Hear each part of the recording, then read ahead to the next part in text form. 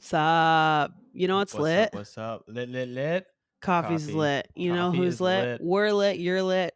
It's lit. It's lit, and oh, man, mornings are lit when you have some coffee. Even afternoons by 3:00. For me, my max is 5 if I'm really feeling it, and I missed the 3:00 cup of coffee. Okay. Yeah. I What I'm get you. It's still working its way this morning. But after 5, you're like, No, I cut hard it off stop.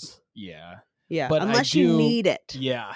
That's different. I'm If a we're at a guy wedding, yeah, we're looking weddings, for the I coffee always have table. a coffee. And then Like that 11 p.m. coffee is what's saving you. also at festivals, I'll have an 8 o'clock, 9 o'clock cup of coffee. Ready to rock. Yeah. It's great when festies serve coffee, like have a stand for coffee. Because it's just drip coffee instead of all the other frou-frou stuff. Like, come on. Hot black I just need some coffee. I just need some mud in my blood. But not too thick. Oh, I like it thick. Matthew does like it thick. Matthew and Dad like it real thick. And well, Dad likes it bitter. I like mine just real Dad thick likes and his muddy. Fucking leather. Yeah, but I'll use the medium roast because you got me onto the medium roast. Because fun fact, you guys, I did not coffee know this. roasting. Okay, so the lighter the roast, the more the caffeine. Everyone thinks the opposite, like the darker the coffee. No. Don't waste on the bitters, man. It's not worth your time. And it's bad for the tummy. It's like super acidic, so dark. Stick with the light and the medium, and you only drink 1 or 2 cups instead of your 3 or 4 because you're a little more caffeinated. It's just good tasting too.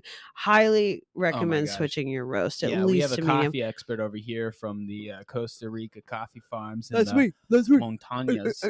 Yeah. So fun fact, I was in the Peace Corps from 2018 to 2020 evacuation in Costa Rica, and I was in the southern part, like very much on the Panamanian border. So I was 500 feet from Panama, like legit. I'd walk there all the time. My Snapchat maps was like, "Welcome to Panama." I'm like, nah, not today. But in a coffee town, so everything was coffee. Everyone was coffee. And that's actually where I was in Costa Rica, is where Chick-fil-A gets all of their coffee beans, because it's like AAA grade bean. It's like really good coffee down there. Coffee. Oh it's such good coffee. So I learned so much. Oh my gosh, it was so good. And then what are those specific like pour over things that they use? So they do like a chorreador, which is like a nice pour over in this like cloth condom, we'll call it.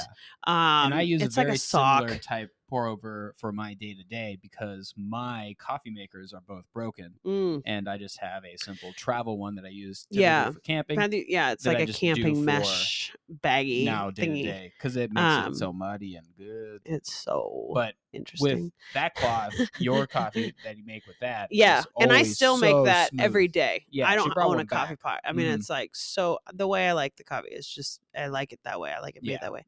But I learned so much being on that farm, and like from the cultivation of it, from like the farming side of it, to then the roasteries and stuff. Yeah, you took me to the tour around that whole farm for the co-op. Yep. That was wild, seeing all that massive amounts of coffee just laying out there baking. And they're the dried beans. They're not even like roasted yet. They're being sold as these like grano and oro. So it's called like gold beans instead of the green beans. They're gold. They're gold. But they, by the time they get done, they're down to like 11% moisture at that point. Yeah, and that's how many months process to get it? I don't know. I bet it's like a few days. But it's like you got to go through the dryers. It's like at least a week, I would say. It's pretty wild. Yeah, and the heat, and then you got to pressure wash it. You got to distinguish too, like what type of coffee. Was just kind of crazy to see. Yeah, and it's cool that it's a co-op. So we had like 3 beneficios, which are like the co-op. They are those processors, but they're local ones. But 3 in my community of less than 500 people. That's you pretty guys good. Like that's how much coffee is big in this place. So my host dad had tons of coffee, so I was able to go out in the fields. I was able to learn that. I took a barista class when I was down there, just for why not? Because they had all these coffee organizations. I mean, it's true, and it's part of their culture. We'd have cafecito every day. And so no matter, like, we are coffee drinkers in itself, and the Sunder fam is like a black coffee, like necessity people. And that wasn't always the way. So, I mean, I started drinking coffee in college from Crump. Crump was the one that actually got me introduced to coffee, and that was with creamer. Yeah. But that only lasted a couple months until I was like, wait, coffee creamer is expensive. Yeah. And then I think it was just because Dad did he all made black. a really good medium roast cup of coffee, and I was like, oh, when it tastes good, it's what good, you guys. Black cup of coffee tastes like. And I never went back. Never went back. Yeah, because I wasn't going to spend extra money on extra stuff. I liked the fufu in college. It was good, but then when I got to Kiewit, it was like, just drink it. Just drink it. Just you need to drink it. You gotta stay awake. You gotta do things.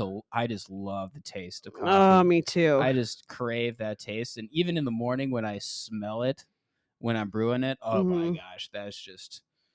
Oh, so such a good feeling. Yeah, and it triggers the brain too. Like it's such it's a ritual. It's like a nice thing to have. And even like love cold brew, but a hot cup of coffee, even on a summer's day, just like triggers that afternoon. I'll take a shot of the cold brew and then while I'm making my hot cup of coffee, because it takes time. It takes time.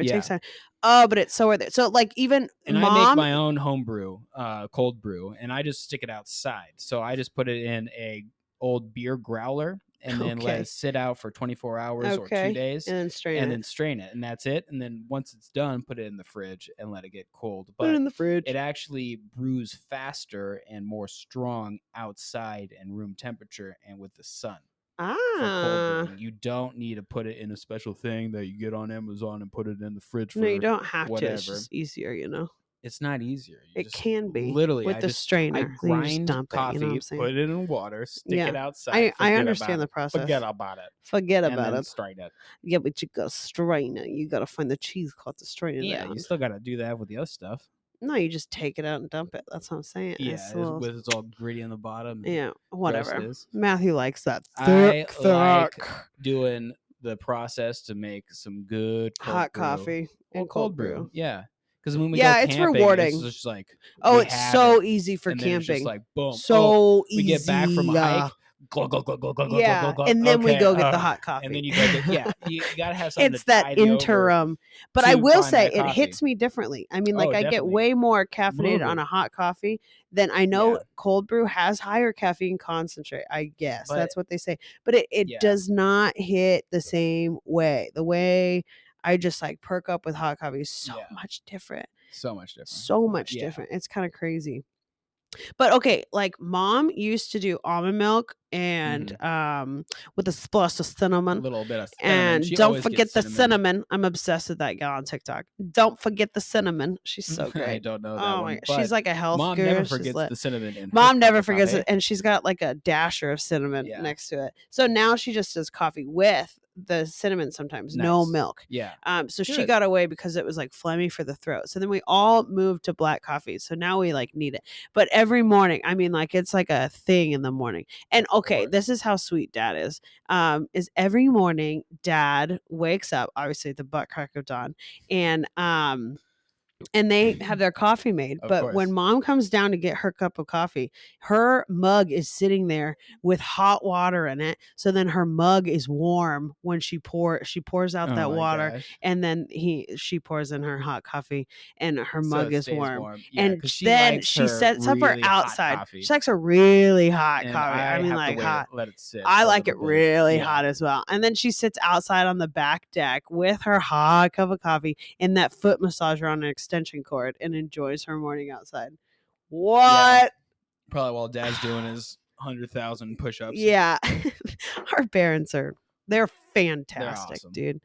But yeah, coffee is lit, and it's a big part of my life because obviously I'm gonna go back to Effingham and manage a coffee shop. That's huge. Yeah. So I get to do something with coffee. A huge coffee brand, and then you're gonna be on that wave of people that save the coffee plant from climate extinction. You guys, coffee is supposed to go extinct in 2050. Can you imagine a world without coffee? That doesn't happen. Let's make sure that doesn't happen. Mud water and shit like that, but humans could make sure that avocados lasted the last ice age, I think we could do it again. Yeah. Oh, there needs to be more work in coffee farms, though. I did see that in Costa, and I would love to do more things. So we will. You will. We will. We will. You will. Because it's lit. We're lit. They're lit. And then that's coffee. And coffee's lit.